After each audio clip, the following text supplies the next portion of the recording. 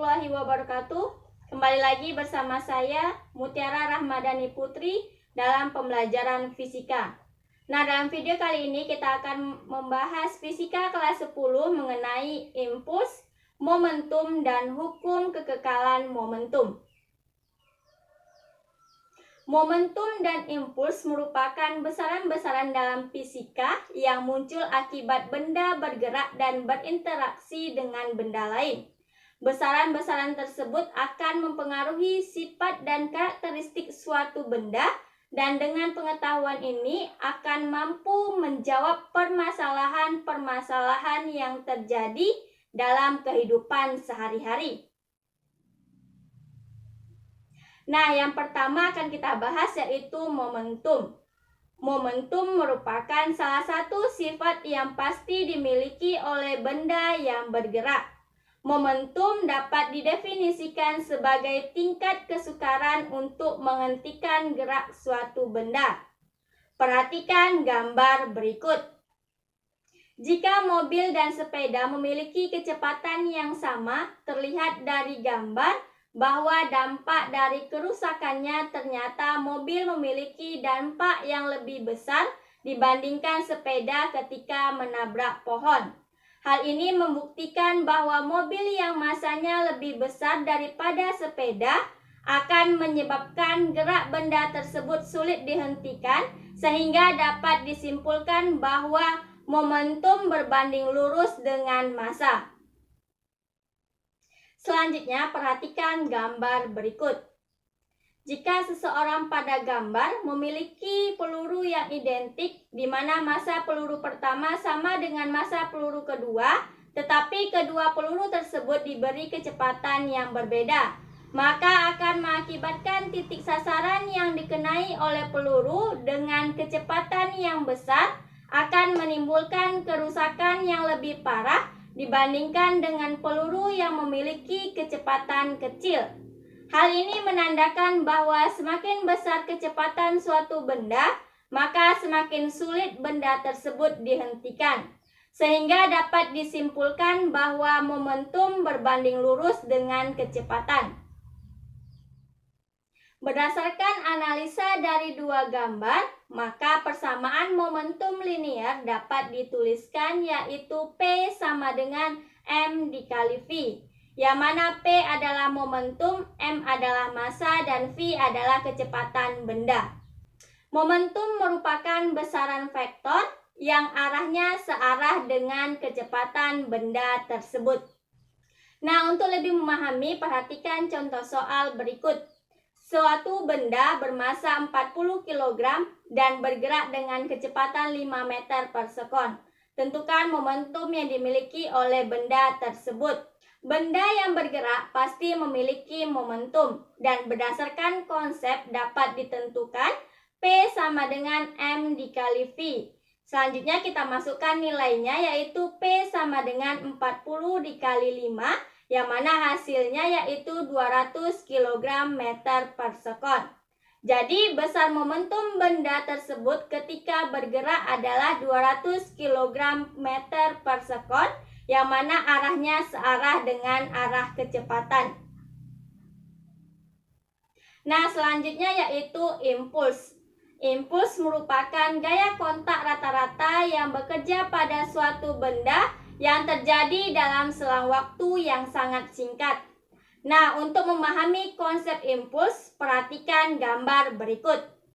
Berdasarkan gambar, pada bola diberikan gaya sentuh dengan selang waktu yang sangat singkat, sehingga menghasilkan efek pada bola tersebut semakin besar. Jika diberikan gaya yang sama tetapi selang waktu sentuh yang lebih lama, maka akan menimbulkan efek pada bola tersebut kurang maksimal dibandingkan pada keadaan pertama. Efek dari pemberian gaya rata-rata pada suatu benda dalam selang waktu tertentu inilah yang disebut sebagai impuls.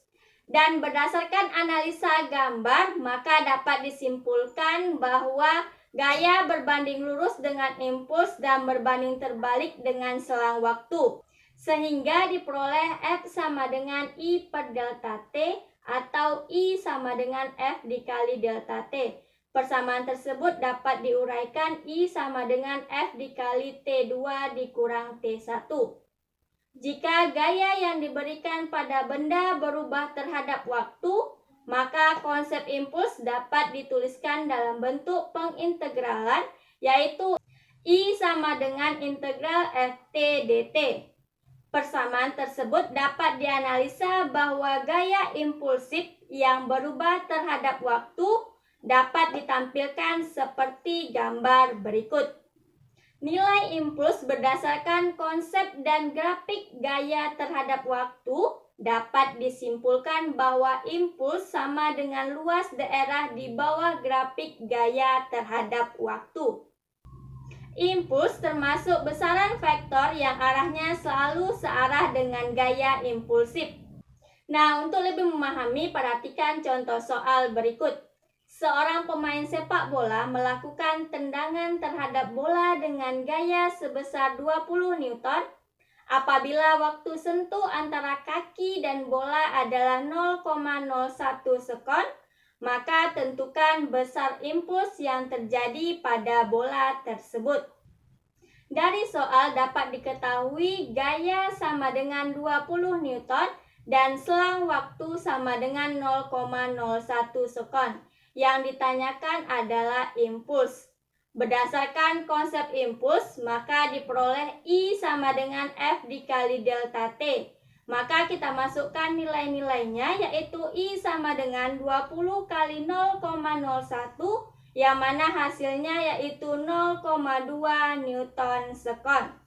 Jadi, besar impuls yang bekerja pada bola tersebut adalah 0,2 Newton sekon, searah dengan arah gaya rata-rata yang diberikan pada bola tersebut. Contoh soal selanjutnya yaitu perhatikan grafik gaya terhadap waktu berikut. Grafik tersebut menyatakan gaya yang bekerja pada suatu benda bermassa 2 kg dalam selang waktu 4 sekon. Jika benda tersebut mula-mula diam, maka tentukan besarnya impuls selama 4 sekon tersebut. Berdasarkan konsep impuls dalam grafik gaya terhadap waktu, diperoleh impuls sama dengan luas daerah di bawah grafik gaya terhadap waktu. Jadi, besar nilai impuls dalam kasus ini adalah I sama dengan luas segitiga, yaitu I sama dengan setengah kali alas kali tinggi. Selanjutnya kita masukkan nilai-nilainya, yaitu I sama dengan setengah kali 4 dikali 10, yang mana hasilnya yaitu 20 Newton sekon.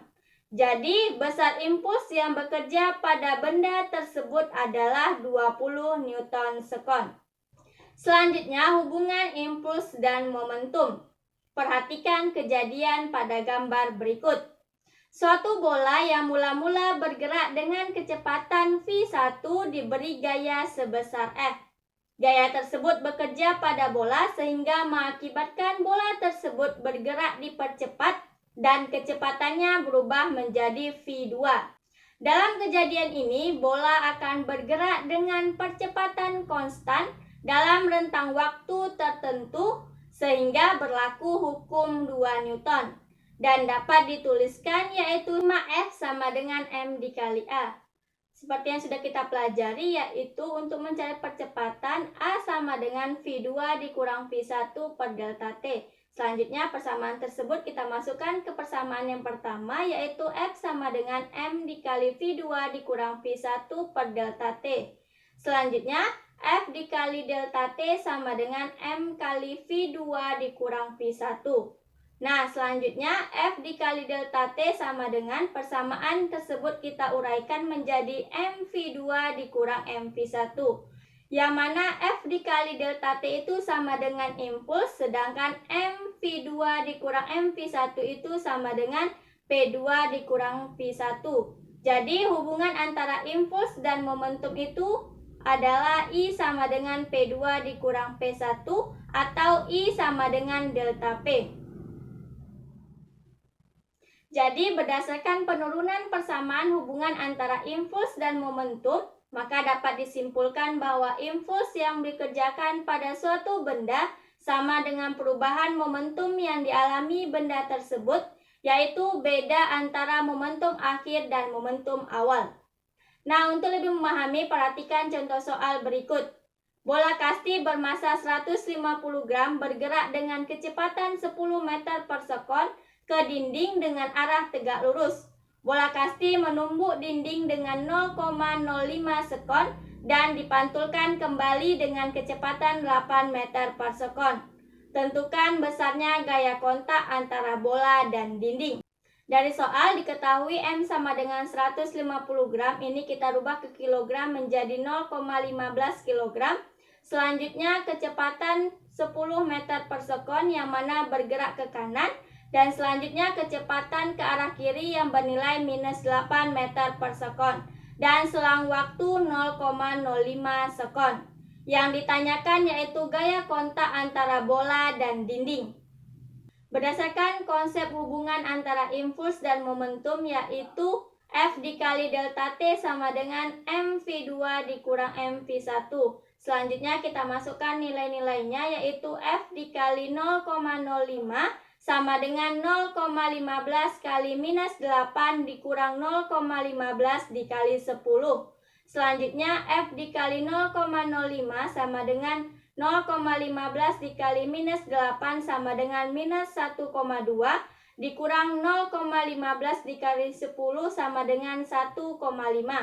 Selanjutnya F dikali 0,05 sama dengan minus 1,2 dikurang 1,5 itu sama dengan minus 2,7. Selanjutnya F sama dengan minus 2,7 per 0,05, yang mana hasilnya yaitu sebesar minus 54 Newton. Jadi besar gaya kontak antara bola dan dinding adalah 54 Newton dengan arah ke kiri. Selanjutnya yaitu hukum kekekalan momentum linier. Jika terdapat dua buah benda yang bertumbukan, maka akan mempengaruhi pergerakan kedua benda tersebut setelah bertumbukan. Perhatikan gambar berikut. Benda A bermassa MA dengan benda B bermassa MB bergerak berlawanan arah dengan kecepatan VA dan VB. Ketika kedua bola tersebut bertumbukan dengan selang waktu yang sama, dari kejadian tersebut dapat dianalisa bola A memberikan gaya pada benda B, yaitu FAB, dan benda B mengerjakan gaya kepada benda A, yaitu FBA, yang sama besar, tetapi arahnya berlawanan arah dan berlaku hukum 3 Newton. Sehingga dapat kita tulis yaitu F aksi sama dengan minus F reaksi, atau F1 sama dengan minus F2. Impuls yang terjadi selama interval waktu delta T adalah F1 kali delta T sama dengan minus F2 kali delta T. Kita ketahui bahwa I sama dengan F dikali delta T atau I sama dengan delta P. Maka persamaan menjadi delta P1 sama dengan minus delta P2. Selanjutnya kita uraikan persamaan tersebut menjadi M1 V1 dikurang M1 V1 aksen sama dengan minus M2 V2 dikurang M2 V2 aksen. Selanjutnya kita kelompokkan menjadi M1 V1 ditambah M2 V2 sama dengan M1 V1 aksen ditambah M2 V2 aksen, atau P1 ditambah P2 sama dengan P1 aksen ditambah P2 aksen. Jumlah momentum awal sama dengan jumlah momentum akhir. P1 dan P2 merupakan momentum benda pertama dan benda kedua sebelum tumbukan. P1 aksen dan P2 aksen sama dengan momentum benda pertama dan kedua sesudah tumbukan. M1, M2 adalah massa benda pertama dan kedua. V1, V2 sama dengan kecepatan benda pertama dan kedua sebelum tumbukan. Sedangkan V1 aksen dan V2 aksen sama dengan kecepatan benda pertama dan kedua sesudah tumbukan. Berdasarkan analisa kejadian tumbukan dua buah benda tersebut dan penurunan persamaan tersebut, maka konsep hukum kekekalan momentum linier dapat dinyatakan dalam peristiwa tumbukan sentral momentum total sistem sesaat sebelum tumbukan sama dengan momentum total sistem sesaat setelah tumbukan, asalkan tidak ada gaya luar yang bekerja pada sistem tersebut. Nah, untuk lebih memahami, perhatikan contoh soal berikut. Sebuah bola kayu bermasa 3 kg yang diam di atas lantai ditembak sebutir peluru bermasa 60 gram dengan kecepatan 120 meter per sekon. Jika peluru menembus balok dan kecepatannya berubah menjadi 80 meter per sekon, tentukan kecepatan balok tersebut setelah ditembakkan. Perhatikan ilustrasi gambar kejadian kasus berikut. Peluru dan benda mengalami tumbukan dan berlaku hukum kekekalan momentum. Jumlah momentum sebelum ditumbukan sama jumlah momentum setelah terjadi tumbukan, yaitu momentum peluru ditambah dengan momentum balok sama dengan momentum peluru setelah terjadi tumbukan ditambah dengan momentum balok setelah terjadi tumbukan. Selanjutnya, persamaan tersebut dapat kita uraikan, yaitu massa peluru dikali dengan kecepatan peluru ditambah dengan massa balok dikali dengan kecepatan balok sebelum terjadi tumbukan sama dengan massa peluru dikali dengan kecepatan peluru ditambah dengan massa balok dikali kecepatan balok setelah terjadi tumbukan. Selanjutnya kita masukkan nilai-nilainya, yaitu 0,06 kali 120 ditambah dengan 3 dikali 0 sama dengan 0,06 kali 80 ditambah dengan 3 dikali pi aksen B, yaitu 7,2 ditambah 0 sama dengan 4,8 ditambah 3 kali PB aksen. 7,2 dikurang 4,8 sama dengan 3 kali PB aksen. Selanjutnya 7,2 dikurang dengan 4,8 itu hasilnya sama dengan 2,4 sama dengan 3 kali pi aksen B.